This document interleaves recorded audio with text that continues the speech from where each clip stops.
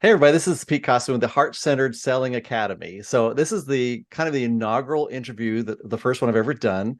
I've got here one of my dear friends, Karlecia Swan. So Karlecia and I met probably, I don't know, 3 or 4 years ago in a comedy workshop where we both wanted to be stand-up comics. And I think Karlecia's got a little bit further with it really than I have.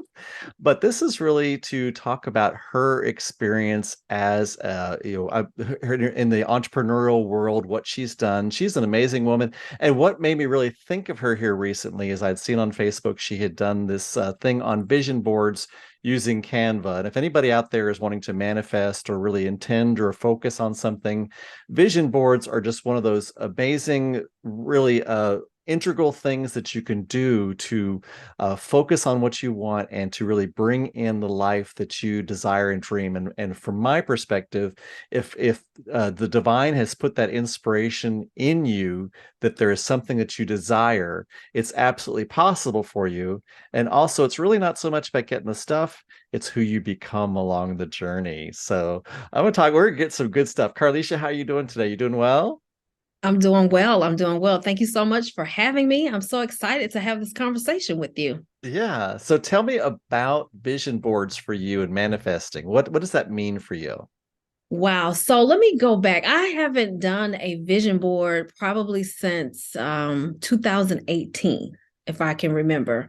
But prior to that, I usually do a vision board at least. I try to do one once a year, if not every other year. So I've been a regular advocate for vision boards. And I just believe that when you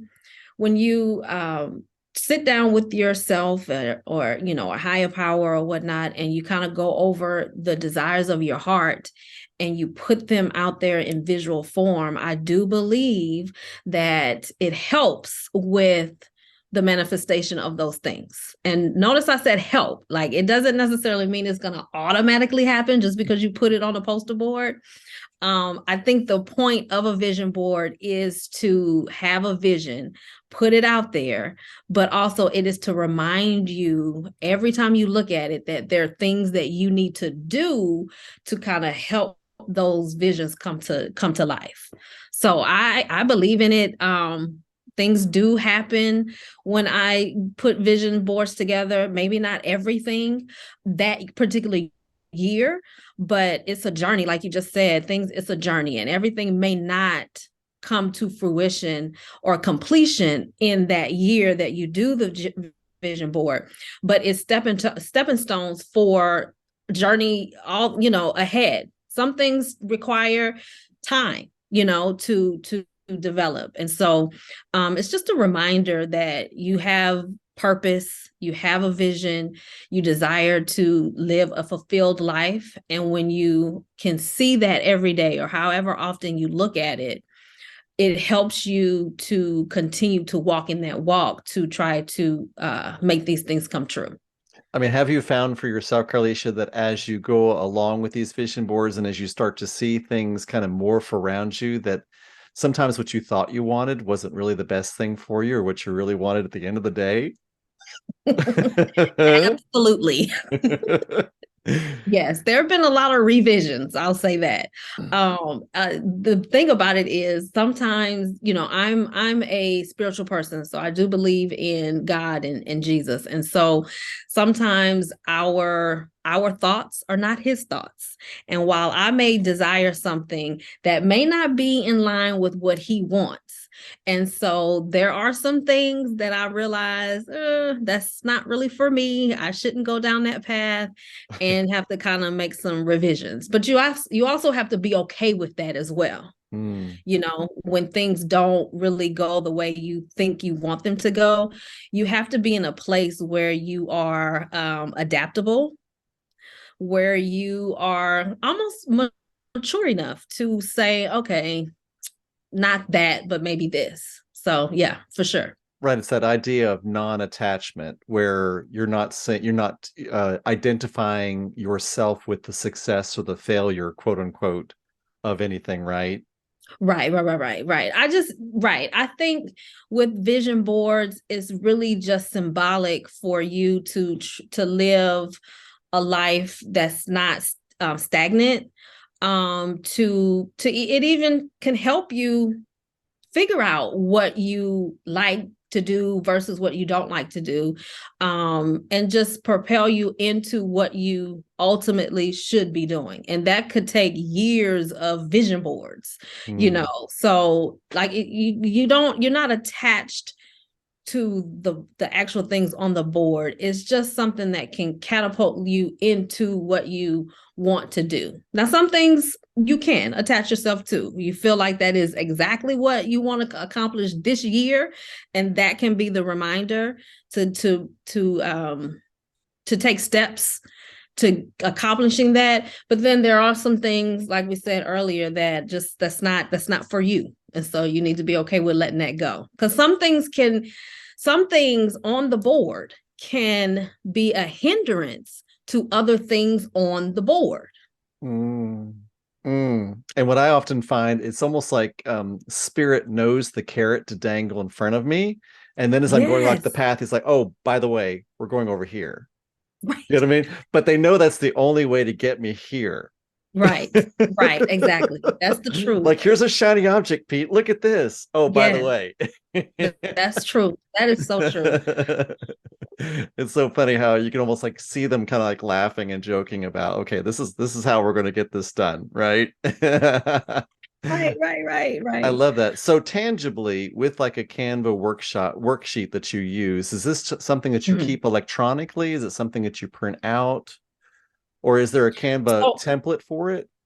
right. So what happened, I saw actually on Instagram, a friend of mine, she actually posted about how she saw a TikToker talking about how to create a vision board using Canva. And so there is a template. You pretty much just plug in the size that you want, and then you can just plug in your photos or pictures or words or whatever and arrange it however you want. And I have it digitally, it is on my phone. And then I did print it out. So, and I printed it out, framed it, and it's pretty large. I should have kind of thought about the size. So I'm trying to find a place for it right now.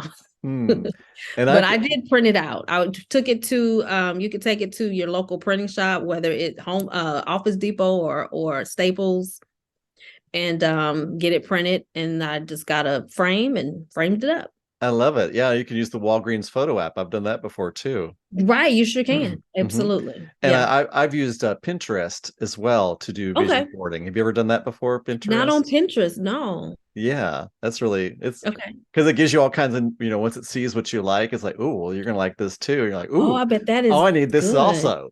I need Okay. all the things. So, you know what, with this particular vision board, I actually challenged myself to only use photos that were already in my phone. Mm. So, what I mean by that is throughout the years, I will screenshot something or I'll take a picture of something that I want to do or something that inspires me, and it's just all in my phone. And the other part to it is there were things that I hadn't pursued in a long time. So the vision for this vision board was to get back to the basics, things that I had put off, things I forgot about. So I challenged myself to just go through my phone and choose the photos that represented what I wanted to focus on this year. And it really was a game changer for me because I Mm. realized, wait a minute, what have I been doing? I forgot about that. Oh man, I forgot about that. And so it kind of it a light went out, went on, and I just really got excited because I'm able to see the dreams and the visions I had 4, 5, 6 years ago. And I'm saying, okay, let me revisit this. Let me revisit this. So I used a lot of photos that were in my phone. And then of course with Canva, the wording, you can, type the words or different things, come up with affirmations or different words. So I utilize that in that regard as well. But for the most part, there are pictures that I chose from my phone. I love that. I love how you're using that to like reframe your beliefs and your thoughts and the Mhm. different types of things that your brain knows, because they're like these neural pathways that we create, and it's so connected with everything. You know what I mean? There's Yeah. actually very few Yeah. neural pathways in our brain, so many things are interconnected, and once you set up those highways, everything kind of leads back that same way, doesn't it? Yeah. Yeah, for sure. For sure. Yeah. So you were telling me that you are have you written a book or you're writing a book? I wrote a affirmations book Ooh. in, well, actually, I published it in 2020 while we were on lockdown during the pandemic. But I actually wrote it um the end of 2019. 2019. So it's a book of affirmations. Um, in while growing up, I dealt with self-esteem issues and confidence issues. And so I started a nonprofit in like 2008 to help adolescent girls kind of overcome self-esteem issues and confidence and things like that. And so often I use affirmations to kind of try to outweigh those negative those negative comments or thoughts that we tell ourselves. And I wanted to counteract that with positive affirmations. And so I've done that with adolescent girls and young adult women. And then I've used that for myself to overcome. And so the 2019, it was after my father passed away, and it was kind of a way for me to grieve, to write down my affirmations Hmm. and share stories and tips on whatever that affirmation is of how to overcome that particular thing. My dad was an author and a writer as well, so it's kind of me honoring him in a way to write. And I never intended honestly to publish the book, but my mom, she told me I should, Mm. and so during the pandemic when we weren't doing anything, I decided, well, let me see about publishing the book. And so I did in 2020. So yeah, and the book is called I Have Value, I Have Worth, which is an affirmation that just reminds me that, you do have value and you do have worth. You have something to offer the world and, your community and the people around you.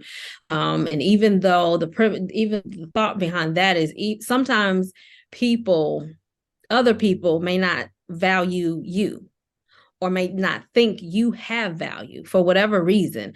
But just because they don't think it does not mean you don't have it. You still have it. Mm. You're not for everybody. Everybody's not for everybody. So, Right, because it's really your own opinion of yourself that's the most critical opinion. Don't you agree? oh, I agree. I agree. I agree. And that's partly why I did wrote the book, because we sometimes put a lot of weight on how other people think about us, what they think about us. And it's like what they think is really none of my business. It's how I view myself, how I think of myself. And when you have to have positive reinforcements to remind you of who you are. And, the negative people who may not like you or all of that, I mean, So what are some you tangible can't worry ways? about that. Yeah, what are some tangible ways we can work with that? Because that's something I've really, I'm one that I really notice what comes at me. And I've Hmm. noticed a lot of negative things coming to me in things that I mean to be very positive. And the thing I realize is that something from outside can only trigger you if there's something inside you that's being triggered, right? So then Yes. that's the only thing you have control over. So how Yeah. does Carlicia handle if she gets, and I can't imagine anybody not just adoring you, but if you do get some kind of a message like that, how do you handle that personally? How do you walk through that? Well, I'll be honest with you. I have to consider the source, Hmm. first of all. Like And I mean, really, like, really? Okay. But then also you really have to understand that people who are willing to really go out of their way to say things to you that are not positive or to make you feel bad about yourself, it really has nothing to do with you. Mm. It has everything to do with what they're dealing with. And it's almost like it's displaced low self-esteem or displaced just not feeling good enough on their end. And I think it I haven't always been like this on this end. When you're younger, you want people to like you. You want people to, say nice things about you. So it is a journey to get to the place where you can understand that what you think about me that's negative, or you feeling like you have to tell me the negative things that you think about me, that's you.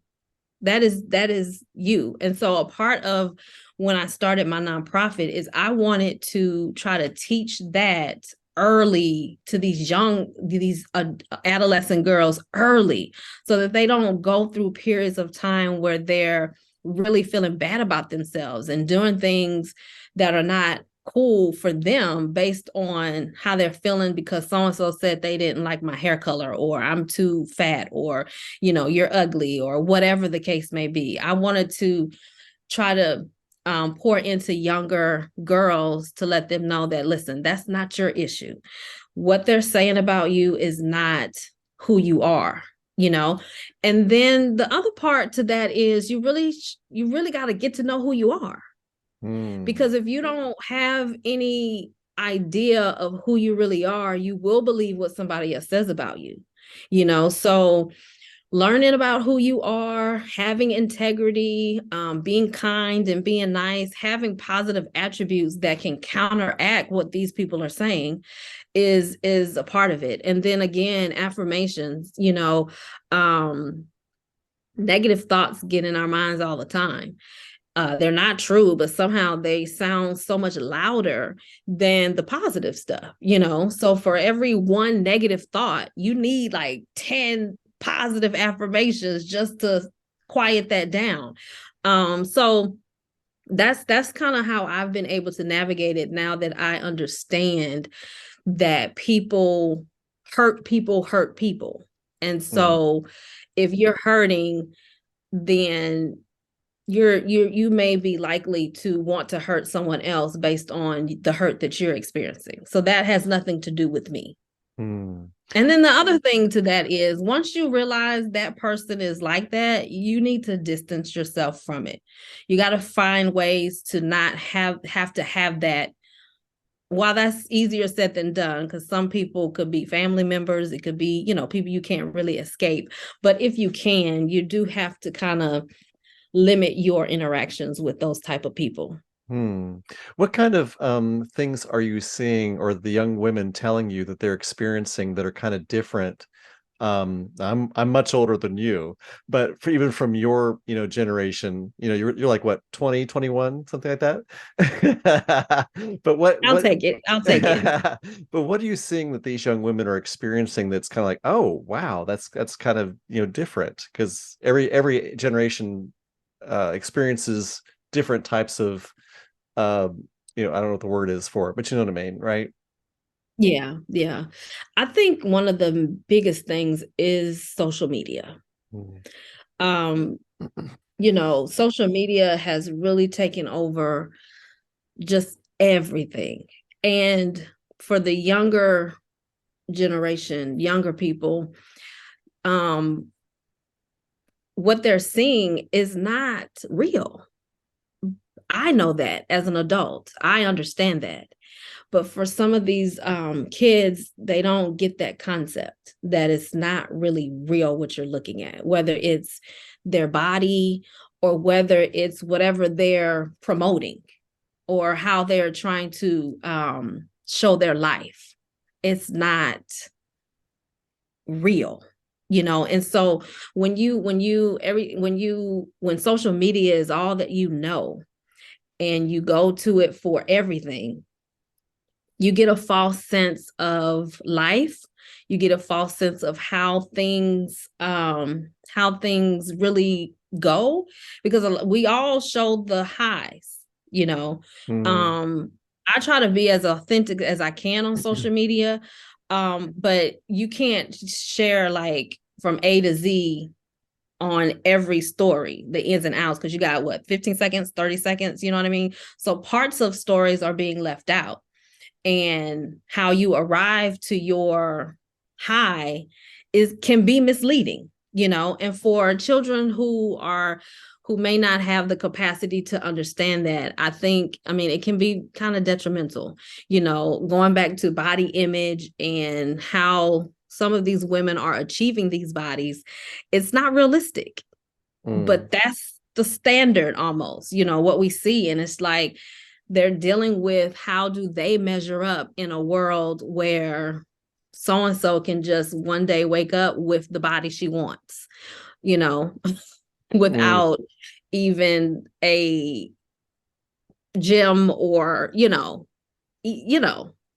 Right. Yeah. So it's So much that is comparison. photoshopped, right?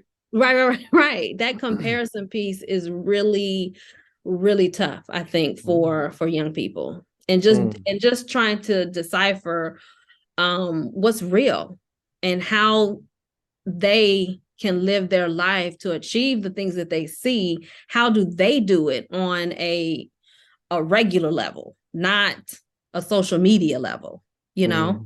Mm. Mm. I love that.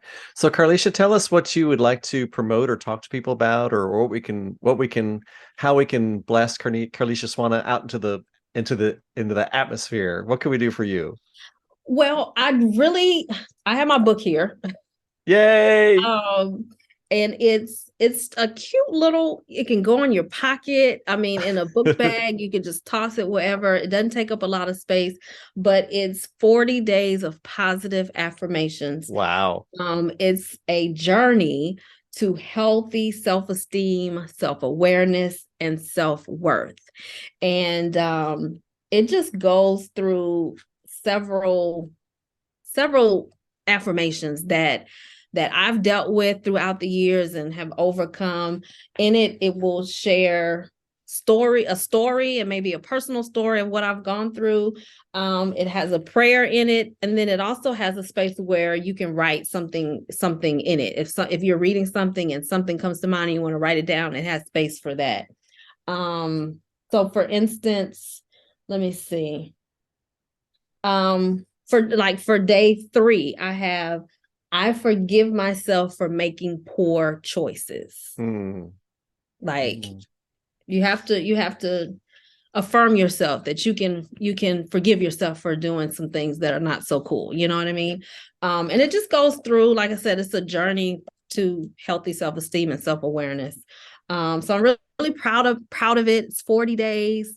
It's helped me as an adult. So this book is I wrote it, the intended audience is adolescent girls, but I always say it's like the secret deodorant. It's written for girls, but it's strong enough for women.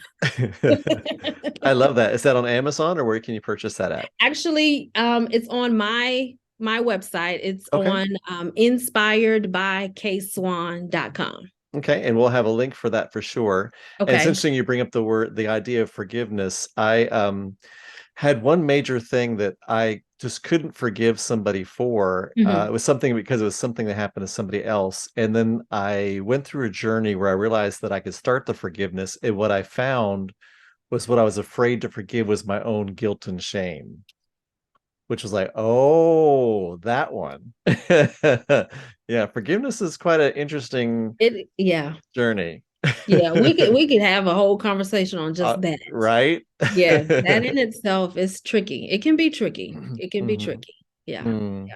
Yeah. It could be the road to so many riches. Well, Yeah. Carlicia, thank you so much for joining me today. I'm going to have a link down below And I do ask everybody if you're interested in learning more. I do have a private Facebook group. It's free. It's Selling from the Heart. I'll have a link to that. But this has been Pete with the Heart Centered Selling Academy. This is my first interview I'm doing of many, many, many. I'm very excited. Karlecia, thank you so much for being inaugural with me today. Yes, I love it. Thank you for having me. Yeah, you have any final words for our audience? Um, Listen, just live your best life. Search within. Your desires of your heart are possible, they're obtainable, and that you're worth fulfilling and following your dreams. Beautiful. Well, bye, everybody. Love you so much, and thank you for listening.